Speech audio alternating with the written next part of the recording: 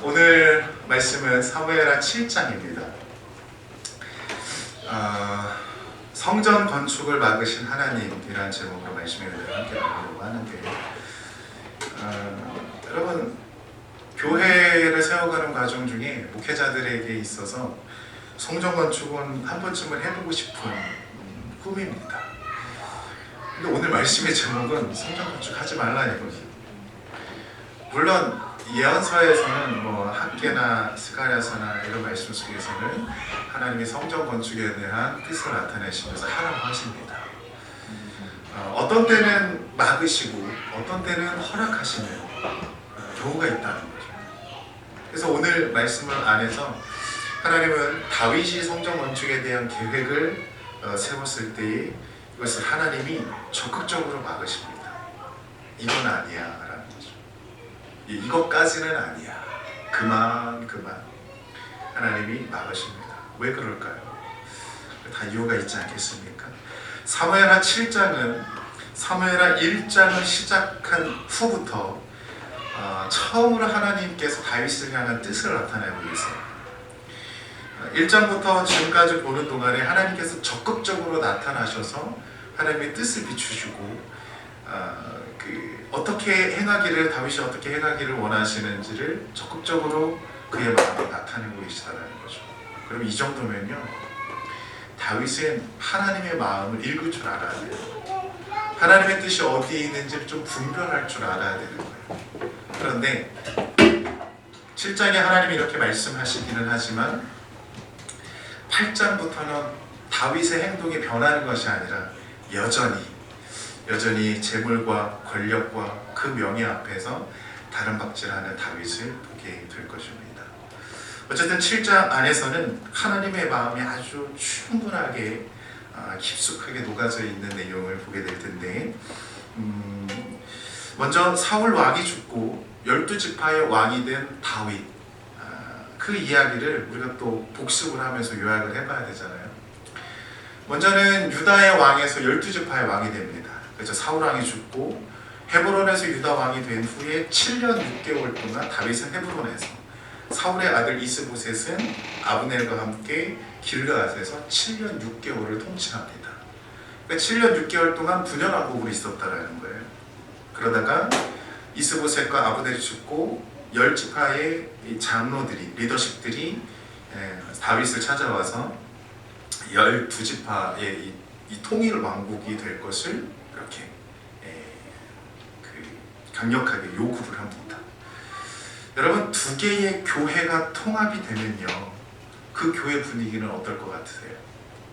두 개의 교회가 통합이 되면, 그 두 개의 교회가 통합된 교회들을 제가 여러 교회들을 아는데, 이게 교회 분위기가 그렇게 좋지는 않습니다. 그러니까 안 좋다라는 것보다는 서로 다른 영성을 가지고 다른 목사님과 함께 교회를 세워왔던 분들이 이렇게 교회가 통합이 되고 나서 그 가지고 있는 서로 간의 이 이질감들이요, 교회 분위기는 쉽게 통합되지는 않아요. 심지어 몇십 년이 지나도요, 되게 어색한 게 있어요. 그리고 너는 어느 교회 출신이잖아, 너는 어느 교회 출신이고, 너는 이 교회 출신이고 너는 이 교회 출신이라서 서로 마음이 맞지 않는 부분들도 있습니다. 그만큼 뭔가가 통합이 된다는 건 쉬운 이야기가 아니에요.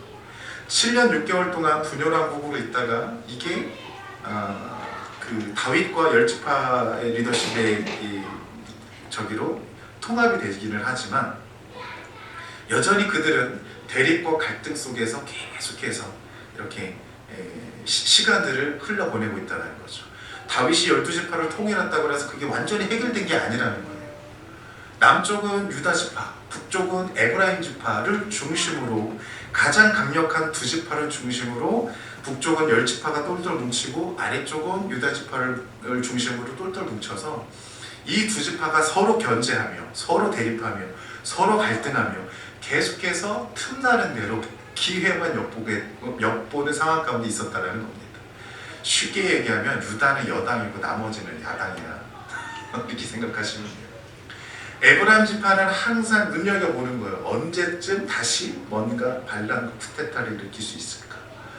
물론 솔로몬 때에 솔로몬이 지나고 난 후에 분열왕국이 되기는 했지만 그들이 가지고 있는 이 분열왕국으로 갈 때까지의 이 갈등과 대립은요 솔로몬 때문에 일어난 게 아니라 이미 그 이전부터 있었던 일들이었다는 거죠. 짧게는 다윗 때부터 멀게는 여호수아 때부터 땅 분배에 대한 문제와 함께 다윗과 사울의 대립과 함께 여러 가지 이런 많은 얽히고 설킨 역사 속에서의 문제들이 결국에는 터져버린 것이 솔로몬 이후 때의 이 또 다른 분열왕국의 나라를 만들게 되었다는 겁니다. 어쨌든 다윗이 12지파의 왕이 되기는 했지만 그들까지 가지고 있는 이 대립과 갈등은 해결이 안 되는 부분이 있다는 거죠. 이거를 해결하려면 어떻게 해야 될까요? 이거를 해결하려면 다윗이 하나님의 음성을 듣고 율법대로 가면 되는 거예요. 어떻게 해요?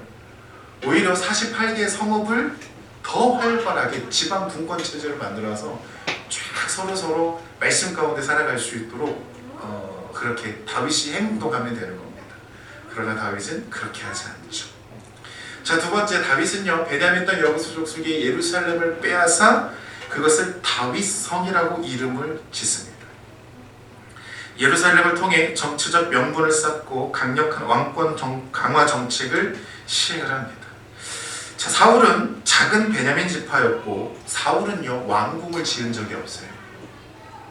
자, 보세요. 다윗은 예루살렘을 빼앗아 자신의 왕궁을 짓습니다.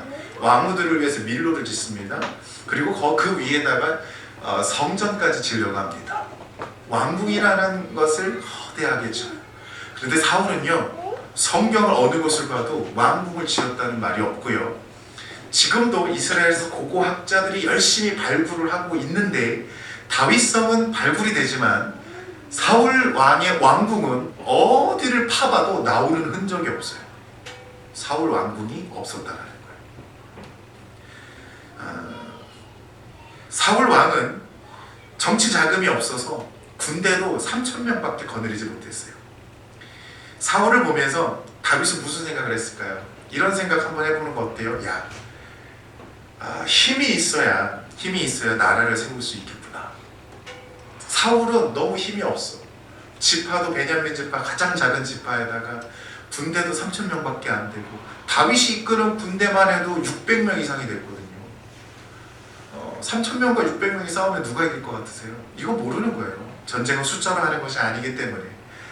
사울을 보면서 다윗은 여러 가지 생각을 했을 겁니다. 사울은 왕궁도 없어요. 사울은 가진 것도 없어요. 사울은 아내도 없어요.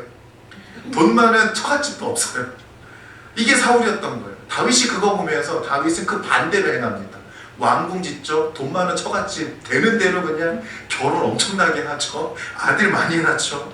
정치자금 많이 모으죠. 군대 어마어마하게 용병들 다 내려옵니다. 이게 다윗인 거예요. 다윗이 예루살렘을 빼앗았다. 이거 빼앗고 만약에 베냐민 땅으로 주었다면 됩니다. 왜냐하면 베냐민 지파의 땅이었거든요. 그러나 이것을 자기 이름으로 바꿉니다. 다윗 성이라고. 아들의 때에 솔로몬 때에 이 이름이 예루살렘이라고 이름이 다시 바뀌어요. 그런데 다윗 때에는 여전히 다윗 성이었어요. 다윗의 개인 소유지, 사유지였다는 겁니다. 세 번째, 다윗 성에 왕후를 위한 밀로를 짓고 아들을 낳습니다. 밧세바의 아들들도 5장, 사무엘하 5장에 미리 기록을 하고 있는데 다윗의 업적인 것처럼 보이지만 실상은 이스라엘은요 일부 일처이지 일부 다처가 아닙니다. 다윗의 아들이요 성경에 나오는 사람만 8명이에요. 다윗의 아내가 성경에 기록된 사람만 8인데 성경 5장에는 뭐라고 해야 되면 그 외에도 예루살렘에서 처와 종들을 많이 두었다라고 기록을 해요. 그죠? 그 중요한 인물 왕후들 8명만 기록한 거고 나머지는 더 많은데 기록 안 했다. 다윗이 이 정도입니다. 근데 다윗의 처갓집 백그라운드가요 굉장합니다. 나중에 다윗의 아내들 해서 설계 한번 해도 재밌을 것 같아요. 대단한 집안들이 많습니다. 다윗의 아내들. 왜요? 다윗이 그냥 다윗이 된 게 아니고 아내들과 결혼을 하면서 처갓집 백그라운드를 얻어서 힘을 얻게 되었다는 겁니다. 땅도 돈도 정치적 자금도 군대도 다 처갓집 힘이었다는 거죠. 네 번째, 기럇 여아림에서 다윗성으로 언약궤를 이송합니다. 실로 기럇 여아림의 이러한 이제 그 아비나답의 집이나 이러한 집들은 사실 그냥 일반 백성들의 집이 아니라 이 기럇 여아림이라는 성, 실로라는 성, 이런 성들은 6개의 도피성이나 아니면 42개의 레위 성읍 중에 하나라고 말씀을 드렸습니다. 언약궤가 있어야 할 곳은요, 반드시 레위인들이 있는 곳에 언약궤가 있어야 합니다. 언약궤를 만질 수 있는 사람은 유일하게 레위 지파 후손 중에 고핫 자손들만 언약궤를 관리할 수 있어요. 게르손 무라리 후손들은 언약궤를 관리할 수 없어요. 반드시 이 언약궤는 레위의 후손, 고핫의 후손들만 언약궤를 만질 수 있어요. 그래서 아비나답의 아들들 엘리아살과 우사와 아효도 마찬가지로 레위인 중에 고핫의 후손이라는 겁니다. 보통 사람들이 아니었다라, 일반 백성들이 아니었다라는. 그러면 다윗이 언약궤를 기럇 여아림에서 만약에 옮긴다면 어디로 옮겼어야 될까요? 예전에 실로에서 엘리 제사장이 언약궤를 관리를 했었던 것처럼 실로에 제사장들이 있는, 아론의 후손 제사장들이 있는 실로로 보내든가, 아니면 예루살렘 성과 가까운 또 다른 레위인의 성으로 보냈어도 됐다라는 거죠. 그런데 다윗은 어떻게 해요? 이 언약궤를 자기 성으로 가지고 옵니다. 자기 성으로. 이것이 다윗입니다. 베레스 우사 사건은 다윗을 향한 하나님의 경고 메시지였다는 거죠. 다섯 번째, 다윗은 성전 건축 계획을 세웁니다. 오늘 7장의 말씀이죠. 자, 성전 건축 계획을 세웠을 때, 이야기했을 때 사무엘하 7장 3절에서 나단이 다윗에게 이야기를 합니다. 나단이 왕께 이르되 아뢰되 여호와께서 왕과 함께 계시니 마음에 있는 모든 것을 행하소서, 이렇게 이야기합니다. 그 전에 2절에 보면 왕이 선지자 나단에게 이르되 볼지어다 나는 백향목 궁에 살거늘 하나님의 괴는 휘장 가운데 있도다. 그러니까 자기의 어떤 의중을 이야기를 했을 때 3절에서 나단이 바로 왕께, 왕이시여, 어떻게 그런 생각을 하셨어요? 왕의 생각이 옳습니다. 그렇게 하시죠. 선지자가, 하나님의 뜻을 물어야 할 선지자가 기도 한번 하지 아니하고 말씀 한번, 율법에 정한 것인지 부정한 것인지를 따져보지도 아니하고 왕이 말한 순간 즉각적으로 반응하는 것이 그렇게 하시죠. 무슨 생각 드세요? 선지자도 왕의 편에 선 사람이라. 왕의 편에 선 사람들. 여러분, 신명기 서관에 의하면요, 율법 속에서는 왕이 세워질 때에 반드시 제사장과 선지자들을 왕 옆에 세워서 율법을 읽어 들리게 하라고 말씀하고 있습니다. 그 얘기는 뭐냐면, 왕이 잘못된 길을 가려고 할 때, 율법에서 어긋난 일을 하려고 할 때 제사장과 선지자들은 반드시 왕에게 경고 메시지를 줘야 돼요. 왕이시여, 하나님의 율법에는 그런 건 없습니다. 그렇게 하지 않아야 합니다. 싸워야 돼요. 치열하게 왕의 의견에 반론을 제시할 줄 알아야 되는 거예요. 그런데 이 나단 선지자는 다윗 왕의 이야기에 무조건 오케이 합니다. 좋습니다. 이후에 우리가 예언서를 보면 이사야, 예레미야 이런 많은 선지자들이 나올 때에 이 선지자들은요, 왕과 엄청나게 싸웁니다. 왕이 하나님의 뜻대로 행할 때는 왕을 잘 도와요. 왕과 협력해요. 왕이 하는 일에 적극적으로 지지를 하면서 하나님의 뜻을 막 주의 길로 인도합니다. 그런데 왕들이 자주국방을 선포하고 하나님의 뜻이 아닌 다른 나라와 손을 잡고 의존하려고 하는 순간 예레미야와 이사야가 아주 강력한 메시지를 선포하며 왕은 그렇게 하면 안 된다고 이야기해요. 그러다가 예레미야가 매맞고 감옥에 갇히고 침뱉음 당하고 별꼴을 다 보는 거죠. 그럼에도 불구하고 예레미야는 왕들을 향하여서 강력하게 이야기합니다. 하나님의 뜻은 그게 아닙니다. 왕이시여, 내가 목숨을 걸고 죽는 한이 있어도 하나님의 말씀, 하나님의 마음을 전달해야 되겠다라는 거예요. 여러분, 이게 선지자인 거예요. 이게 주의 종인 거예요. 이게 하나님의 사람이 해야 할 일인 거예요. 주변에 많은 사람들이 어떤 이야기를 한다 할지라도 우리는 하나님의 뜻에 맞춰서 하나님의 말씀 앞에 하나님께서 무엇을 원하시는지를 분명히 알고 그 중심을 잃지 않고 그 길을 걸어가는 사람들이 되어야 할 줄로 믿습니다. 아멘. 이게 하나님의 사람들, 이게 주의 종들, 이것이 교회가 해야 할 일을 하는 거죠. 세상의 권력 앞에, 세상의 재물 앞에, 세상의 자랑거리 앞에 우리가 그것을 따라가고 즐거워하고 흠모하고 나도 저렇게 한번 살아봤으면 하는 것이 아니라 우리는 온전히 주의 길을 걸어가며 우리가 힘들고 연약하고 아픔과 어려움 속에 있다 할지라도 하나님의 뜻이 어디에 있는지를 묻고 또 물으며 그 길이 사망의 음침한 길을 걸어간다 할지라도 고난 중으로 우리를 보내신다 할지라도 그것을 담대하게 이겨내며 걸어갈 수 있는 주의 백성들, 주의 종들이 되어야 할 줄로 믿습니다. 그게 선지자의 모습입니다. 그런데 나단은요, 왕의 편에 섰어요.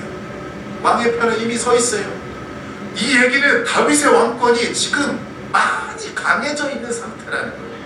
어떻게? 벌써 다윗 왕궁 졌죠? 왕후들의 밀로 졌죠? 처갓집들이 뒤에 줄기차게 서 있죠?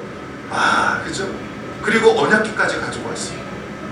역대상 15장 16장에 보면 레위인들을 다 모았대요. 전국에 있는 레위인들을 다 모아서 찬양대를 만들어요. 찬양대 만들었으면 너무 멋있겠다.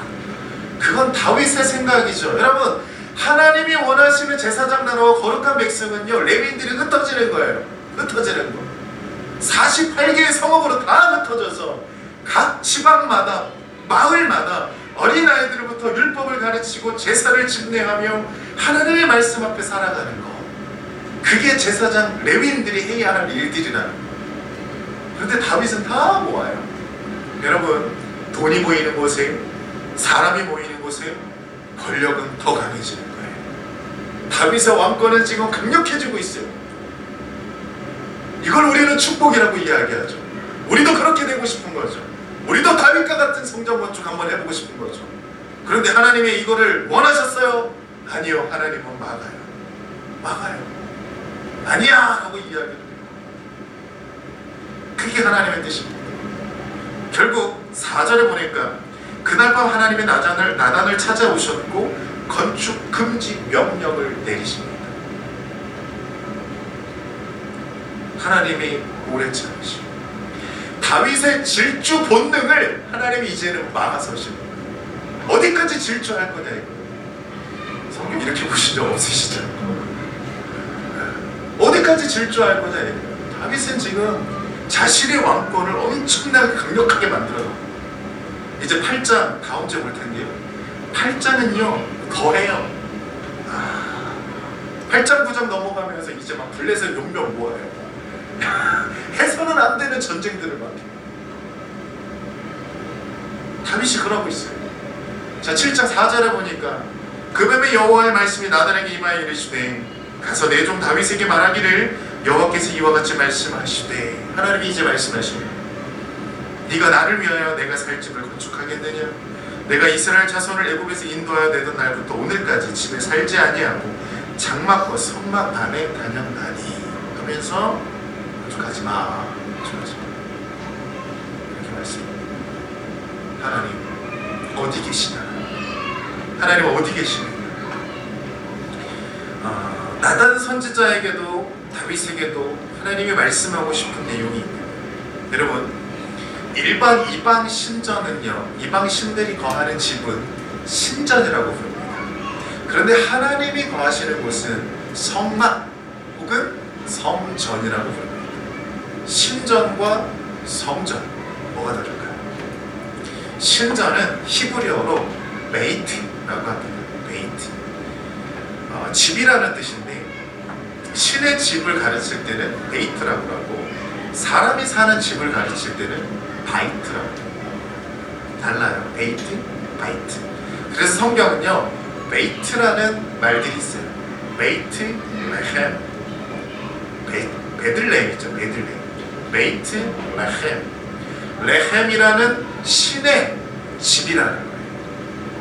근데 이 레헴이라는 뜻은 양식이라는 뜻을 가지고 있어요. 양식하니까 우리나라에서는 야, 양식이니까 우리의 양식은 떡이잖아. 떡집이구나. 아니에요. 떡집 아니에요. 절대 베들레헴 떡집 아닙니다. 잊어버리세요. 떡집 누가 얘기하면 떡집 아니라는데 하시면 돼요. 아니에요. 레헴이라는 신의 이름이 있는 거예요. 신의 이름. 뭐 그리스 로마 신화 이런 데 보면 막 제우스 막 이런 신들이 있듯이 여기도 레헴이라는 신이 있는데 이 신의 뜻은 양식이라는 뜻이. 이스라엘에서 양식은요 떡이 아니라 빵이에요. 이러니까 또 어떤 사람은 빵집이래. 참 우리가 예전에는 그렇게 알고 있었던 거죠. 그럼 빵집도 떡집이 아니라 그냥 레헴이라는 신인 거예요. 그리고 이 신의 집이라는 거, 레헴의 집, 신전이 베들레헴이라는 거죠.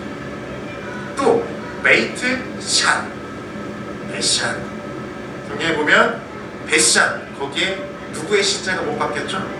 사울 왕과 세 아들이 죽고 블레셋 사람들이 이 네 명의 시신을 목을 잘라서 목은 가져가고 목 없는 시체만 베샨 성벽에 박았다고 합니다. 근데 이 베샨이 베이트 샨인 거예요. 샨이라는 신의 집이라는 거죠. 신전이 거기 있다는 거예요. 베이트 엘, 베델이라는 이름을 누가 줬어요? 야곱이 줬어요. 도망가다가 꿈꾸고 난 후에 이곳은 하느님의 집이 하면서 베델이라고 줬는데 사실은 엘의 집이라는 거죠. 그리고 여기서 말하는 엘은 놀라지 마세요. 우리가 알고 있는 대문자 가시 아니라 소문자 가시. 그냥 일반 신들의 어떤 하나님의 집이라. 아직 야곱의, 그것도 나중에 창세기를 다시 말씀드릴 텐데, 야곱에게는요 하나님에 대한 잘못된 고정관념이 가지고 있어요. 그 고정관념으로 이름을 진다고 진 게 베델인 거예요. 이름을 짓더라도 잘 져야 되는데, 그죠? 또 베이트 세메스, 베샤니스, 그죠? 베샤니스. 블레셋에서 언약궤를 수레에 싣고 오는 이 두 마리의 소가 이렇게 멈췄던 곳이 베시메스라고 하는데 거기가 베이트 셰메스. 다 가나안 신들의 이름이고 이 신들의 집이 있다는 것이 바로 이런 겁니다. 그래서 베이트 뭐뭐 하는 건 다 가나안 족속들이 지은 지명이지 이스라엘 사람들이 지은 지명이 아니라는 거. 그렇게 생각해 볼 수 있습니다. 사람들의 생각에는 일반 신전의 개념을 가지고 있는데 신전에서 신을 만나고 그곳에서 신과 함께 생활할 수 있다는 일반적인 생각을 가지고 있습니다. 그런데 이 사고방식을 이스라엘 사람들도 여전히 똑같이 가지고 있다는 거예요. 왜요? 언약궤가 있고 거기 하나님의 임재와 영광이 있고 또 그룹 문양이 새겨진 휘장들로 둘러싸여있는 지성소 안에 언약궤가 있기 때문에 그들은 늘 그룹들 사이에 좌점하신 만군의 여호와여 이런 말들을 많이 했습니다. 그룹 사이에 계신 만군의 여호와여, 하나님은 언약궤 안에, 그리고 하나님의 집이 거기라는 거예요. 하나님의 집. 일반 신들의 집처럼 하나님도 집이 있었다라는 거예요. 집이 필요할 거라는 거예요. 그리고 이것을 다윗도 그 생각을 가지고 있었다. 그냥 다윗의 생각은 일반 백성들의 또 똑같은 생각을 가지고 있었다고. 그러니 나단 선지자도 다윗이 그 말을 할 때 옳소, 그렇게 해도 될 것 같습니다 라고 이야기를 하는 거예요. 하나님의 집을 조금 더 한번 접읍시다. 그동안은 광야에서 장막에서 성막에서 이동할 때 그렇게 다니기는 했지만 이제 하나님도 좀 집을 좀 있어야죠 하면서 집 짓는 것에 대해서 적극 찬성을 했던 것입니다. 그런데 하나님은 오늘 말씀 중에 이야기를 합니다. 그게 아니다라는 거예요. 내가 어느 예굽에서 출애굽할 때부터 집에서 살지 않냐고 장막과 성막에서 늘 너희들과 함께 다녔거든. 너희들이 어느 12지파 중에 한 지파가 하나님의 집을 짓지 않는다고 해서 내가 너희들에게 뭐라고 한 적 있느냐? 하나님이 이런 말씀까지 합니다. 나는 너희들이 생각하는 그런 하나님이 아니야. 이거에 대해서 나중에 이사야 선지자가 이 성전에 대하여서 이런 이야기를 합니다. 이사야 66장 1절 우리 같이 한번 읽어보겠습니다. 여호와께서 이와 같이 말씀하시되 하늘은 나의 보좌요 땅은 나의 발판이니 너희가 나를 위하여 무슨 집을 지으랴? 내가 안식할 처소가 어디랴? 이사야 선지자가 지어졌던 솔로몬의 성전, 다윗과 솔로몬의 성전과 그 이후에 일어나는 이런 성전들의 이스라엘 백성들이 가지고 있는 생각, 솔로몬 때의 성전을 짓고 난 후에 후대의 이스라엘 백성들은요, 그 성전은 절대 무너지지 않는다라고 생각을 하고 있었습니다. 왜? 거기는 하나님의 집이라는 거예요. 하나님이 거기에 계시기 때문에 전쟁에 능한 여호와 하나님은 절대로 무너지지 않는다라는 거예요. 이게 이스라엘 백성들의 생각인데, 이사야 때 하나님 뭐라고 말씀하셨어요? 저건 다 무너질 거라는 거예요. 누가 무너뜨리냐? 내가 무너뜨릴 거라는 거예요. 하나님이 직접 그 집을 다 무너뜨릴 거라는 거예요. 왜요? 하나님을 향한 마음도 없어요. 하나님을 향한 하나님의 이 인격과 하나님의 음성에 대한 어떤 사모함이 있는 게 아니라 형식만 남아있고, 그들을 하나님 앞에 나와서 제물만 드리고 축복만을 구하는 그들을 향해서 하나님은 마음과 마음이 교통하지 않는 곳에서 나는 없다는 거예요. 이것이 이사야를 통해서 이사야 1장에서부터 하나님이 말씀하고 있는 내용이고, 그 집을 내가 무너뜨리겠다. 이게 하나님의 뜻이었다.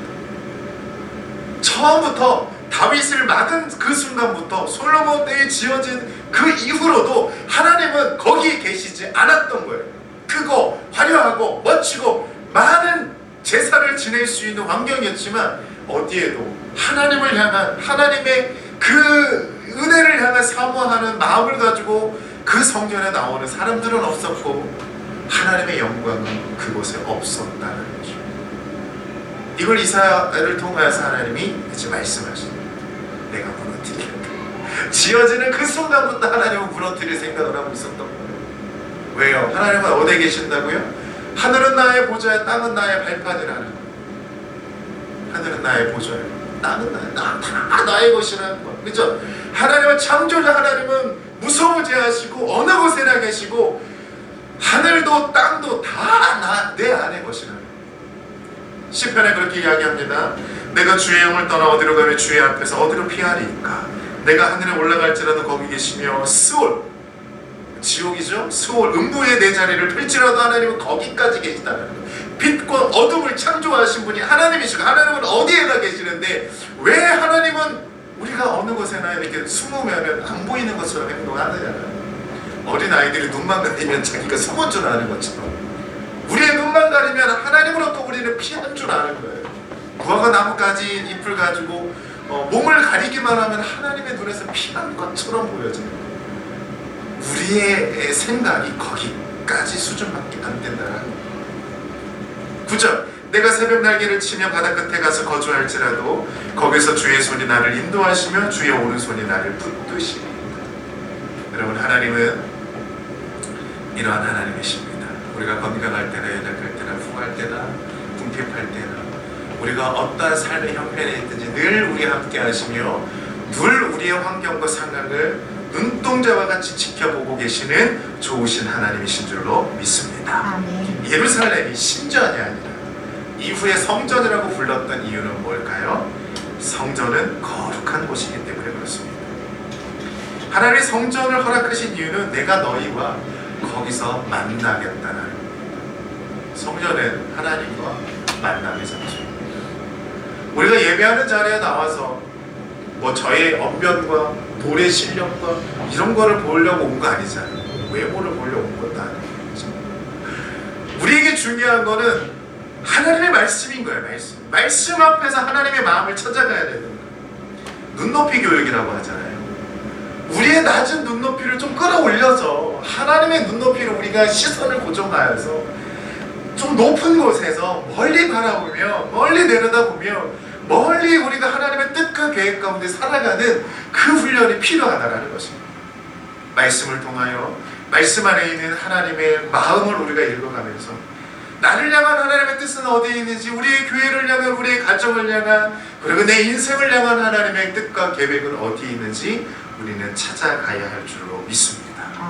오늘도 예배하는 자리에서 이렇게 하나님을 만나시고 하나님의 말씀이, 하나님의 뜻이 곧 나의 꿈과 비전이 되며 하나님의 나라를 이루어갈 수 있는 저 여러분들이 되시기를 주의 이름으로 축원합니다.